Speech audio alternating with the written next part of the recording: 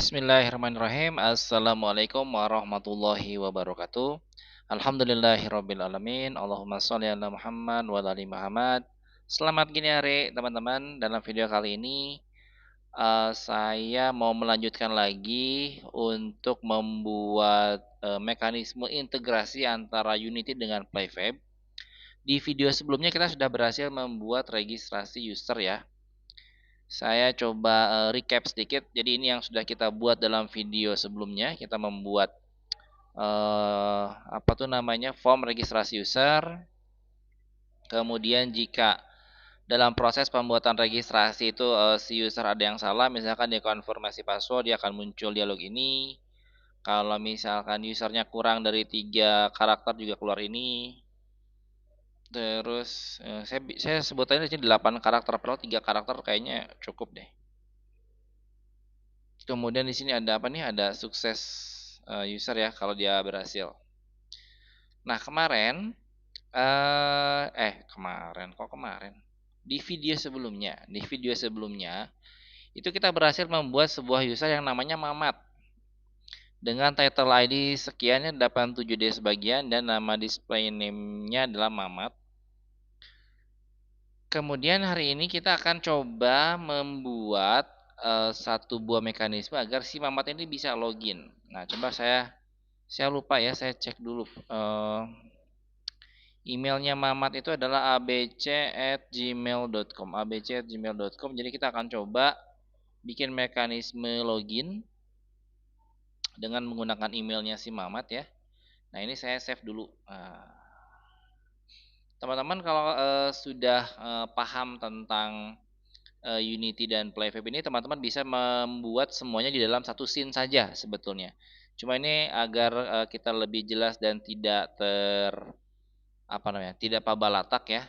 Jadi saya akan buatkan satu mekanisme dalam satu scene biar rapih. Nah, nanti dalam prakteknya sebetulnya ini akan disimpan di dalam satu scene yang cukup dimainkan si panel image-nya aja. Oke, saya coba buat di sini canvas login nggak bisa login.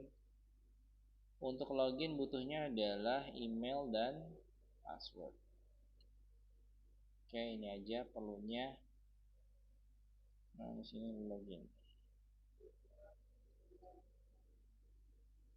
ininya nggak usah.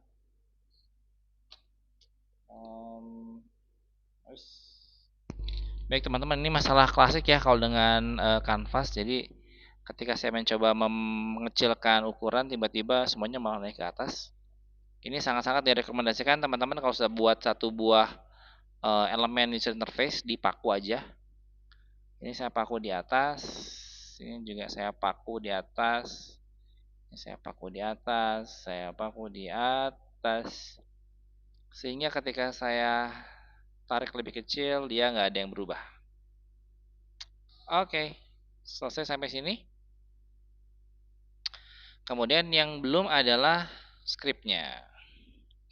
Kita akan coba download script ya. Ini kan yang sudah ada Playfab register. Kita akan kembali ke Jetchill.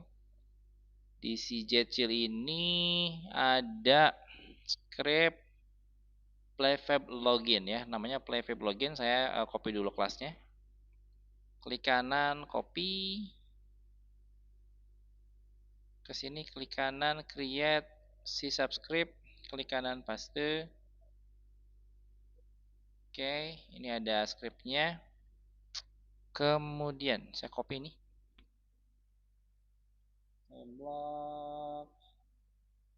Blok sampai sini, klik kanan, copy. Kemudian ke scriptnya saya blok semua, klik kanan, paste, file, save as. Jadi ini scriptnya sudah dibuat dan siap menggunakan Unity Event. Jadi Anda bisa mengimplementasikan script ini tanpa harus lihat masuk ke dalam codingannya. Kalau ada yang penasaran pengen tahu codingannya seperti apa, ada beberapa tutorial di YouTube yang membahas step by step ya, satu per satu dari barisnya. Cuman kalau saya mungkin Enggak lah, kita skip aja ngebahas lebih detail soal codingan. Kita langsung ke bagian sini aja. Karena setiap script di dalam Unity itu harus terikat dengan game object ya. Ini kan ada register yang di video sebelumnya memang dikaitkan dengan script register. Ini akan saya ganti namanya menjadi script login dan ininya saya remove, saya masukin playfab login. Oke, nah yang pertama harus dimasukkan adalah playfab ID. Tadi ada yang ingat playfab ID untuk aplikasi ini kebetulan namanya CCDEF ya. Nanti untuk Anda apa playfab ID-nya silahkan dicek di websitenya.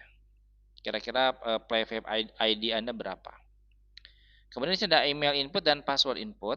Nah, kita tinggal drag yang email dan kita drag yang password.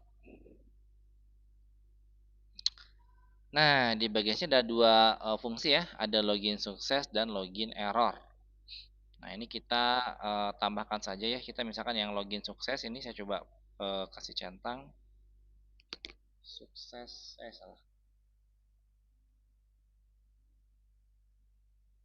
Sukses login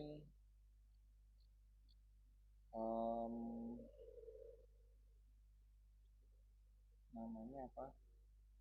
Login sukses misalnya, loginnya berhasil. Kalau yang gagal kita pakai yang ini aja, error login namanya adalah login error. Nah, gitu ya. Dua ini saya delete. Jadi kita punya dua buah apa tuh namanya pop up, dua buah pop up info. Yang pertama error, yang satu login, yang satu sukses login. Dan ini akan muncul ketika nah ketika si user berhasil sukses akan memunculkan yang sukses. Ketika dia gagal, dia akan memunculkan error yang gagal. Oke, tinggal loginnya. Nah, di button login di sini ada on click ya, ada on click ini missing object karena tadi kita menggunakan yang register. Kita coba masukkan yang login dan functionnya adalah playfab login, invoke login. Oke, kita coba dulu ya. Apakah berhasil atau tidak. Jadi ketika kita play, nah dia akan minta login. Kita coba masukin sembarang.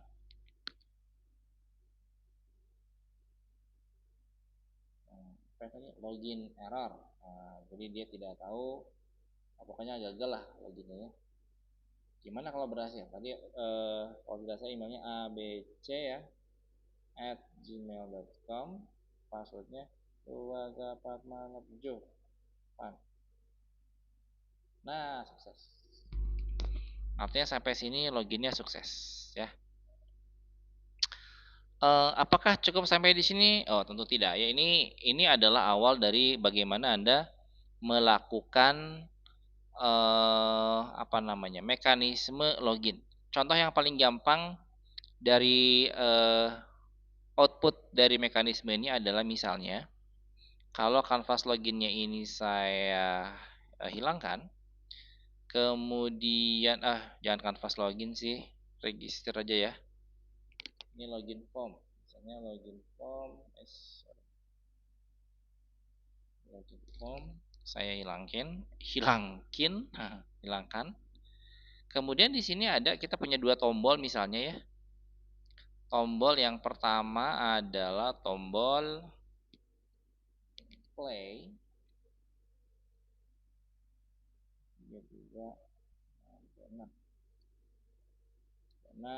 Tombol play, kita punya tombol play dan kita punya tombol satu lagi, tombol login lah ya. Oke, ini contoh saja teman-teman bagaimana Anda mengimplementasikan ini. Jadi ketika tombol login diklik, maka user akan diarahkan ke dalam forum untuk login. Dan ketika tombol play diklik, maka user bisa masuk ke dalam gamenya.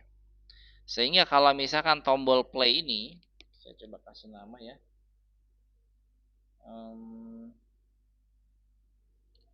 Button play. Yang ini button login. Jika saya kasih nama, ini button play-nya saya matikan, maka user tidak pernah bisa memainkan gamenya sebelum dia login, karena tombol play-nya nggak ada gitu. Nah, jadi di sini kita bisa gunakan mekanisme yang paling sederhana, itu dengan menghilangkan dan memunculkan objek. Kita klik login, kemudian kita munculkan login form.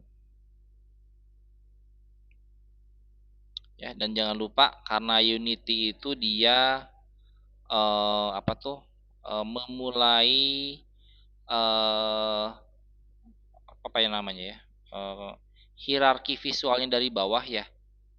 Jadi sangat direkomendasikan Anda jangan menempatkan button-button ini di bawah tapi di atas. Nah, soalnya kalau Anda simpan ini di bawah, nanti dia akan ngehalangin si formnya. Nah, kayak gini. Ini kan menghalangin nih karena posisinya di bawah. Kalau Unity itu paling bawah, paling depan. Jadi kita harus simpan ini di atas. Oke. Nah, ketika klik login muncul itu ya. Dan kemudian ketika kita berhasil nih sukses login. Kita berhasil sukses login di button OK-nya nih. Di button OK-nya si sukses login. Kita bisa tambahkan misalnya button loginnya kita hilangkan. Button play-nya kita munculkan. Nah, jadi dengan cara begini ketika dia login dan loginnya benar, maka dia akan berubah menjadi tombol play ya. Oh sorry, satu lagi ada yang kelewat. Si login formnya juga kita hilangkan. Nah, ininya. Oke, kita tes ya. Kita akan coba login dengan menggunakan emailnya si Mamat. Nah, ini kan contohnya nggak ada apa-apa nih, masih kosongan. Kita klik login. Masukin misalnya abc@gmail.com, password tuwagapatmanapjupa. Klik, kemudian tunggu sebentar, dia ada login, sukses. Begitu kita klik OK, dia tombolnya play. Begitu Anda klik play, di sini dia akan langsung masuk ke dalam gamenya.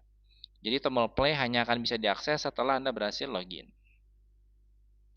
Dan sekarang kita akan coba lihat apa yang dilakukan oleh Playweb ketika user berhasil login. Kita lihat di foldernya si Mamat ini ya. Kita cek di bagian login. Nah, teman-teman bisa lihat di sini saya melakukan 2 kali login ya. Jam 6 sampai jam 4 ini kayaknya settingan jamnya agak aneh sih karena pada saat saya lagi rekaman video ini lagi jam 3 sore sebenarnya. Tapi ini entah kenapa tuh jamnya jam berapa nih? Jam 8 pagi ya. Oke, kita coba lihat lagi di bagian overview lah. Overview. Title overview. Nah, di sini pertama bisa terlihat juga bahwa terdapat unique user.